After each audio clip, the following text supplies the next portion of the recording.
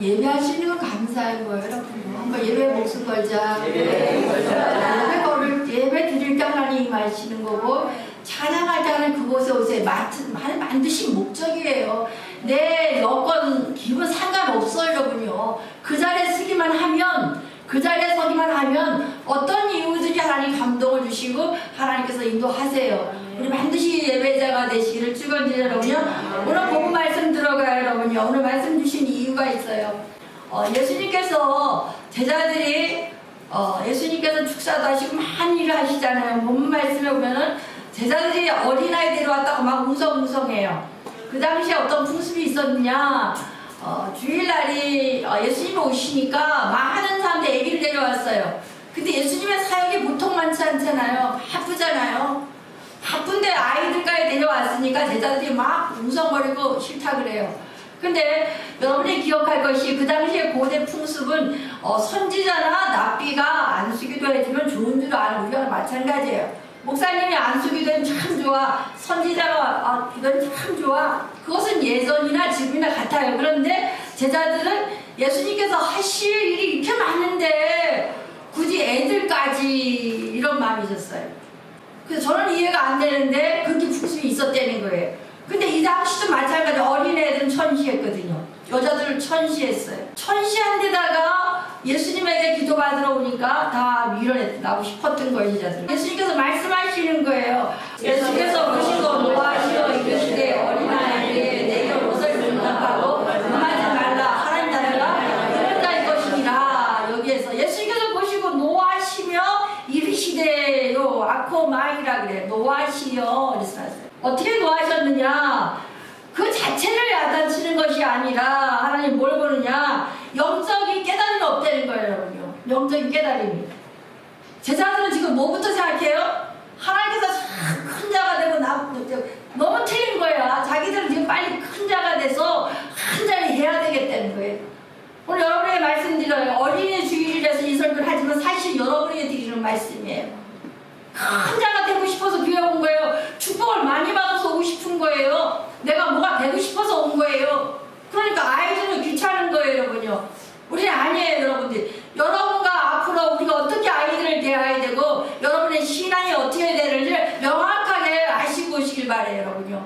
적당히 아니에요. 내가 기분 나빠서 이 정도가 아니에요, 여러분요. 교회는 반드시 하나님의 숨결을 느껴야 되고 하나님을 만나야 되고, 그러므로 말미암아 경건의 모양만 있는 것이 아니라 경건의 능력까지 가야 되는 거예요. 이 능력이 있어야지, 영적 파워가 있어야지 진짜 성도가 되는 거예요. 그러니까 예수님 답답하거든요. 그 많은 시간을 같이 있었는데도 지금 또 저짓을 하고 있다는 얘기예요. 그래서 하나님이 아코마이 크게 탄식했다는 거예요. 우리들은 저 자식 저거 20세까지 키웠는데 맨날 집에서 애기 노릇만 하면 뭐라 그래요? 저 아버지가 한탄해. 똑같은 모습을 하나님 하고 계신다는 거예요. 야, 이 녀석들아, 언제 철날래? 언제 영적인 어른이 될 거냐고 한탄하시는 게 왜 노하시어 이르시되 이 뜻이에요. 그러니까 오늘 여러분도 한번 던져보세요. 내가 예수님께서 우리에게 노하시어 이르시되 이 분위기가 아닌가 한번 돌아볼 필요가 있어요.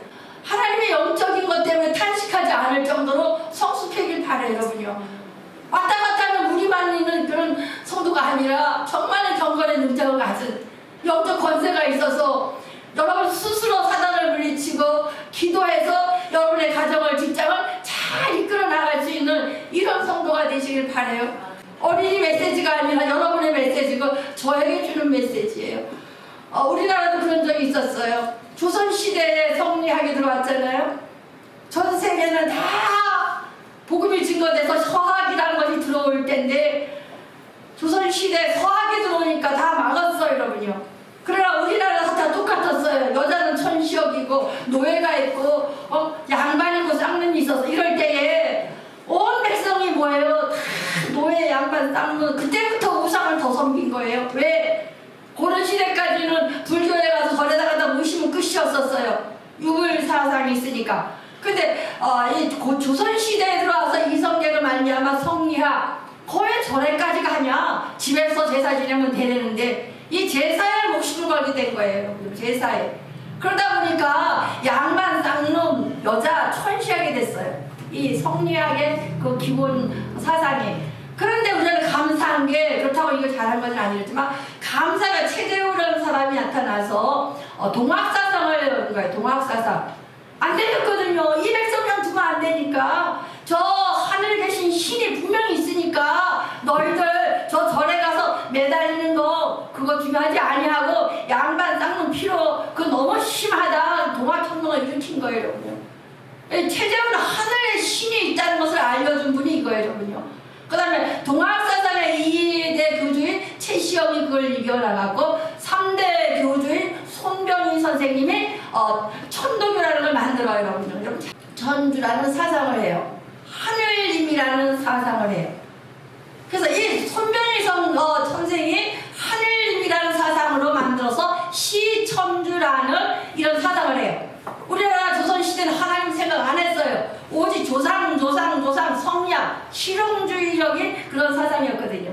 근데 그때부터 최재우로부터 시작해서 최시영으로 시작해서 이 손병희 선생님이 와서 동학사상이 천도교로 왔단대요. 그래서 하나님이 계시는 것을 간절히 바랐던 거예요. 근데 여기에서 중요한 것은 여러분의 신앙과 견주어 봤을 때 하나님 계셔. 다 알아요. 창조하는 다 계셔요. 스님도 넘어가다 보면 넘어지만 하나님 이러잖아요. 세상 사람 잘못하면 하나님 좀 도와주세요 이래요. 그러니까 하늘 사상은 다 만들어놨어요, 손병희 선생님이. 그러나 뭐가 없었어요? 예수가 없었어요. 그 간절함에 예수가 있었으면 경건의 능력이 내려가요. 여러분 마찬가지예요. 그래서 하나님이 탄식하신 거예요. 왜? 그들은 한 자리 되고 싶었거든. 뭐가 되고 싶어서 뭐예요? 전능성에만 매달렸거든요. 여러분 절대로 전능성에만 있는 것이 아니라 그 하나님 만나기 위해서는 예수 그리스도 십자가가 반드시 필요하거든요. 여러분 이 신앙이 확고해지시길 바라요. 크고자 하는 사람, 내가 성공하려면 하나님의 능력을 받아야 되는데 반드시 있어야 될 것이 예수 그리스도예요. 그러면 어린이날에서 대해서 조금 유의할게요. 손병희 선생님 누구냐? 손병희 선생님의 셋째 딸을 딸을 주는 사람이 소파 방정환이에요. 방정환 선생님이 손병희 선생님, 청주에 있는 손병희 선생님의 셋째 사위라는 사실이에요. 그래서 이 방정환 선생님은 손병희 선생님의 하늘 사상과 요 최시영 때도 나왔고 최재우 때도 나왔던 이 동학사상이 조금 알아둬야 될 것이 어린이를 존중하는 게 나와요. 여자들에게 조금 관대해졌어요. 최재우 때도 여자들이랑 그 노예로 살고 천시였던 여자들에게 조금씩 존중함이 나왔고 최시영도 그랬고 요 손병희 선생님 할 때는 시천주 하나님의 계시기 때문에 인간의 존엄성을 강조했었거든요. 그러다가 손병희 선생님 셋째 사위 방정환이는 장인어른에 대해서 영향을 받아서 어린이라는 것을 얘기해요. 어린이 잡지를 만들잖아요. 또 어린이날을 제정해요. 늙은이만 있는 것이 아니라 어린이도 있습니다 하는 어린이라는 단어가 그때 나와요. 그때까지 우리나라도 천시가 있거든요. 그래서 이 어린이라는 나라 잡지도 만들고 어린이들의 존엄성도 말하고 또 여기에서 조금 최남선이라는 사람이 소년지라고 나와요. 그러니까 어린이에 대해서는 조금씩은 강조를 하면서도 천시여겼고 멸시했다는 얘기예요. 그래서 요 최남선 선생님 같은 경우는 소년지니까 여자들을 또 천시 안 해.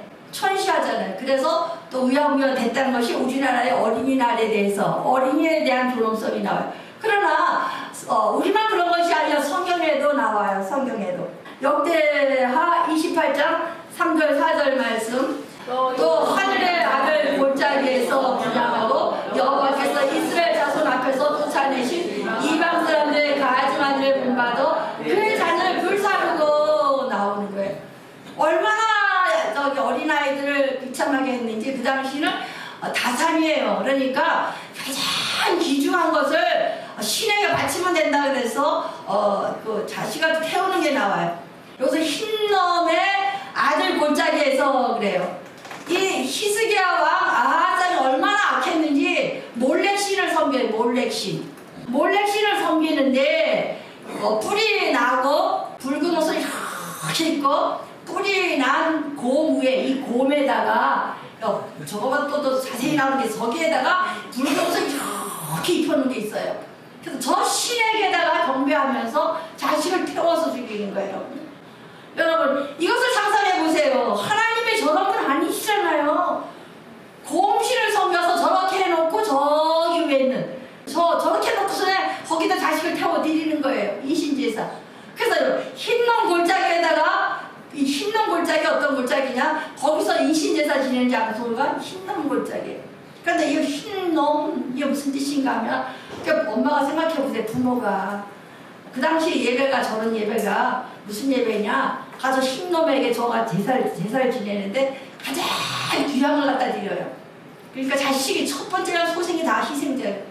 하다 태워드리고 나와서 그럼 부모가 아무리 신에게 예배를 드리고 내려와도 마음이 편해 안 편해? 그러니까 밑에 성창들을 희생들을 둬서 성행위를 할 때까지가 예배인 거예요. 그래서 아주 타락에 금지로 가요. 그래서 마지막 때에 하나님 없으면 결론은 성적 타락이 와요. 인간들이 돈이 암만 많아도 꼭 뭔 짓 해요? 나쁜 짓 해요. 마찬가지로 똑같아요 여러분요. 이 시대가 그랬거든요. 그래갖고 자식을 태워드리고 나서 예배를 드리고 자기 하고 싶은 거 다 하고 와도 마음이 편해 안 편해? 안 편하니까 자녀들을 위해서 태운데 가는 거야. 그런데 거기에서 막 들려오는 거야. 흰놈 골짜기에서 귀신의 소리가 들리는 거예요. 흰놈 들리는 거예요. 그러니까 흰놈 하니까 이 사람들이 그 소리가 어떻게 들어요? 헤이 한번 헤이라고 헤이 헤이 귀신 소리가 지옥이 소리가 들리는 거예요. 그러니 이게 산 제사를 지고 나서 예배의 기쁨과 감격이 있어 없어요? 없어요. 지옥인 거예요 여러분요. 그러면 예배는 반대로 생각해 보세요. 여러분들이 예배 왔다가 지옥스러우면 돼야 안 돼요? 안 되는 거예요. 여러분이 산 제물이 되어 드려져서 하나님 받으시는 산 제사가 돼서 지옥이 아니라 천국에 임해야 되거든요.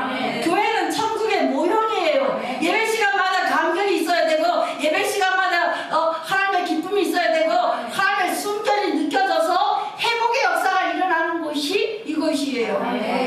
경건의 능력 갖춰야 돼요. 하나님을 만나야 되고 반드시 깨달음이 있어야 되고 변화가 돼서 하늘의 영이 임할 수 있는 그런 성도가 돼야 돼요. 그래서 성령 받으라 이것이 람바로 전해준 거 받기만 하라는 거예요 여러분요. 그래서 여러분이 능력 가지라는 게 예수님의 소원이고 하나님의 뜻이에요 여러분요. 마지막에 돌아가신 예수님의 유언이고 또 오셔서 또 부활하셔도 성령 받으셔야 되는 거예요. 평강이 있으라. 미래 세상 사람으로 나가려면 나라 하나가 되는 샬롬이 있어야 되고 성령 받아서 능력이 있어야 에이레네 제기할 수 있지 않느냐. 왜? 하나님은 아버지시니까 여러분에게 쉬게 하려는 거예요. 그럼 예배 시간에 뭘 받아야 돼요 내가?